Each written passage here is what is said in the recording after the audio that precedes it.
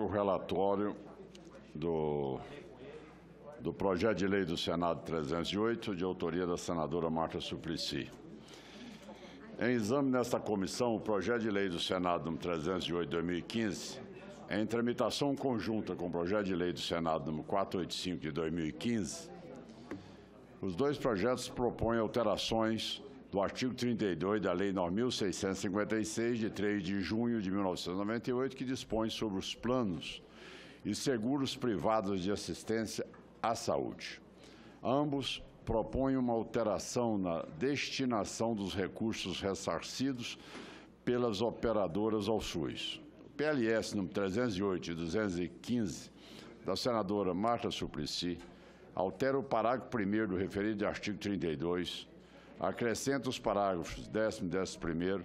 As alterações do parágrafo 1º determina que o ressarcimento seja efetuado pelas operadoras ao SUS mediante crédito de 50% ao Fundo Nacional de Saúde, FNS, e 50% ao Fundo de Saúde do ente da federação ao qual é vinculado o estabelecimento aonde se deu o atendimento. A regra em vigor determina que todo o ressarcimento seja destinado ao Fundo Nacional de Saúde. O artigo 10º determina que os entes da federação que optarem mediante convênio por fiscalizar e cobrar o ressarcimento previsto no caput, façam jus à totalidade do crédito dos valores que seriam depositados diretamente no respectivo Fundo de Saúde. Nos termos do parágrafo 11, os entes da federação optantes por realizar o convênio mencionado no parágrafo 10º teria que arcar com as obrigações previstas no parágrafo 2º, 3º, 4º, 5º, 6º, 7º do artigo 32. Na justificação, a autora argumenta que a lei em vigor determina a obrigação de as operadoras do plano de saúde ressarcirem o Sistema Único de Saúde pelo atendimento aos beneficiários dos planos de saúde, a elas vinculadas mediante o depósito dos valores diretamente no Fundo Nacional de Saúde, que é vinculado à esfera federal do SUS. Ela considera mais justo que o ressarcimento seja descentralizado para contemplar também o ente da federação que tenha prestado o atendimento ao beneficiário. Essa medida possibilitará maior controle do gestor de saúde local, onde os recursos a serem ressarcidos, além de conferir agilidade ao processo. O projeto de lei do Senado número 485, de 2015, de autoria do senador Dalírio Weber, altera o supracitado artigo 32, propondo nova redação para os parágrafos 1º, 2º, 3º, 5º, 6º, 7º. A nova redação do parágrafo 1º determinaria que todo o ressarcimento seja depositado no Fundo de Saúde do ente da federação. As alterações do parágrafo 1º, 2º, 3º, 5º, 6º, 7º apenas substituem as citações à ANS por menções ao Fundo de Saúde do ente da federação. Na justificação, o autor argumenta que hoje é o município que concentra a grande maioria das ações e dos serviços públicos de saúde. Diante de tal situação, ele julga necessário alterar a forma como a cobrança é feita, permitindo que a cobrança do ressarcimento seja efetuada diretamente pelo ente da federação ao qual é vinculado o estabelecimento onde se deu o atendimento. A tramitação conjunta dos dois projetos decorre da aprovação em 16 de setembro de 2016 do requerimento número 974 de 2015 do senador Humberto Costa. Os projetos foram distribuídos para as comissões de assuntos econômicos e de assuntos sociais, cabendo à última a decisão terminativa. Análise.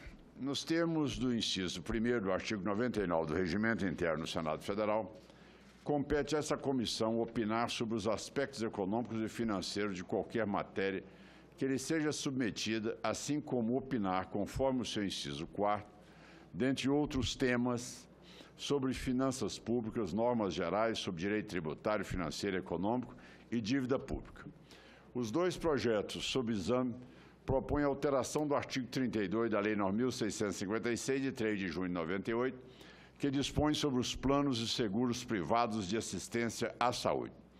Nos termos do artigo 32, as operadoras do plano de saúde devem ressarcir o Sistema Único de Saúde pelo atendimento aos beneficiários dos planos de saúde, a elas vinculadas, mediante o depósito dos valores diretamente ao Fundo Nacional de Saúde, que é vinculado à esfera federal do SUS. Os dois projetos são muito similares.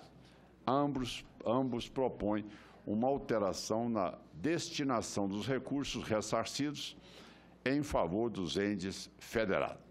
O PLS número 308, 2015, da senadora Marta Suplicy, propõe que o ressarcimento seja dividido de forma equânime, mediante crédito de 50% ao Fundo Nacional de Saúde e 50% ao Fundo de Saúde do ente da Federação, ao qual é vinculado o estabelecimento onde se deu o atendimento. Além disso, o PLS deixa aberto a possibilidade de os entes da Federação optarem, mediante convênio, por fiscalizar e cobrar o ressarcimento, fazendo jus à totalidade do crédito dos valores e tendo que arcar, neste caso, com as obrigações previstas na lei. O projeto do Senado, número 485/2015, do senador Dalírio Beber, propõe que todo o ressarcimento seja destinado ao Fundo de Saúde do ente da Federação.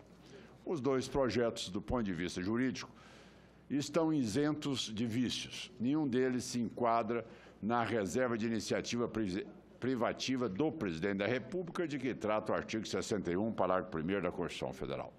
Os projetos tratam de matéria de competência da União, incluída entre as atribuições do Congresso Nacional, no artigo 48, caput da Carta Magna, e, assim sendo, acreditamos que não exista óbice de natureza constitucional aos PLS. Tampouco os projetos merecem reparo quanto à questão de natureza regimental.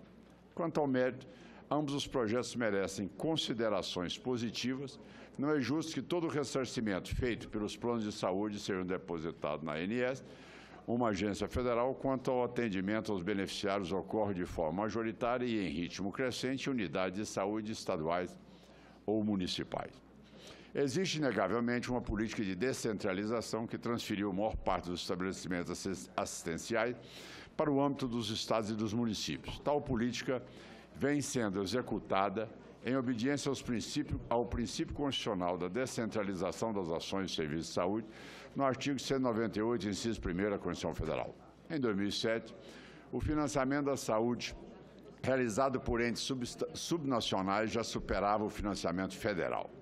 Além disso, o sistema atual tem se mostrado ineficiente. Estudo do Instituto Brasileiro de Defesa do Consumidor mostrou que apenas 37% dos valores cobrados das operadoras foram efetivamente pagos, sendo que das 1.510 operadoras cobradas pela ANS, 76% ainda deviam valores ao SUS. Entendemos que a descentralização da cobrança deve torná-la mais eficiente e profícua. Entre as duas propostas, consideramos o PLS número 308/2015 mais moderado e sensato, merecendo ser acolhido. Ele propõe que a repartição seja feita meio a meio entre a ANS e a instituição de saúde subnacional e só em caso da celebração de convênio entre o governo federal e o ente federativo, convênio este que provavelmente contemplaria a redução de despesas federais, o Fundo de Saúde do ente federativo seria o único recebedor do ressarcimento. Relativamente à adequação financeira e orçamentária da proposição do artigo 14 e 17 da Lei Complementar nº 101, de 4 de maio de 2000, Lei de Responsabilidade Fiscal, estabelecem exigências para proposições que impliquem renúncia de receita ou aumento de despesa. Tais exigências foram reafirmadas pela emenda constitucional que institui o novo regime fiscal.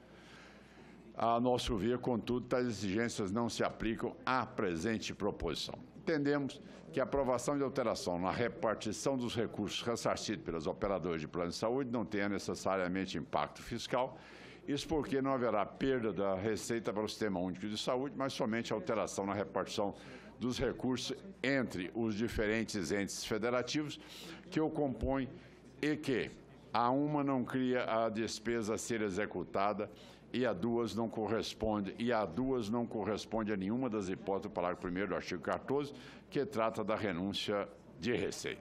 E mais, A descentralização dos recursos e ações na área da saúde atende o mandamento constitucional inserido no inciso 1º do artigo 198 da Constituição no seguinte termo.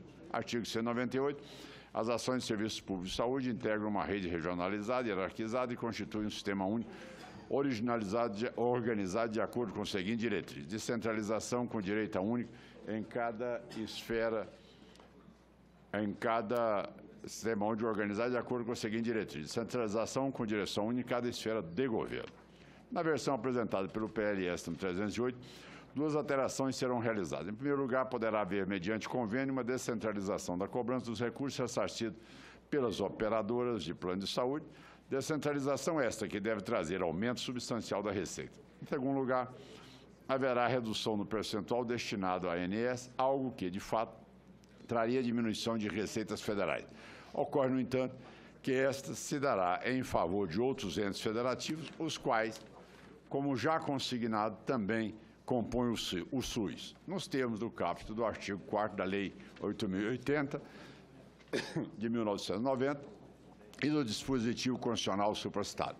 Como se vê, em nenhuma das hipóteses haverá perda de receita por parte do Sistema Único de Saúde, mas tão somente uma redistribuição, a nosso ver, mais justa. Diante do exposto, senhor presidente, faço aqui uma observação. Nós vamos aqui encaminhar pela aprovação do projeto no Senado número 308 de 2015, pela rejeição do projeto de lei do Senado número 485 de 2015, mas como a matéria não é terminativa nesta comissão e sim na Comissão de Ações Sociais, apresentarei lá também uma emenda para que haja manutenção do convênio, mas que essa divisão seja de 20% à ANS e de 80% aos municípios. Para dar celeridade ao projeto, eu me reservo a condição de apresentar essa emenda e voto aqui pela manifestação em apoio ao projeto da senadora Marta Suplicy.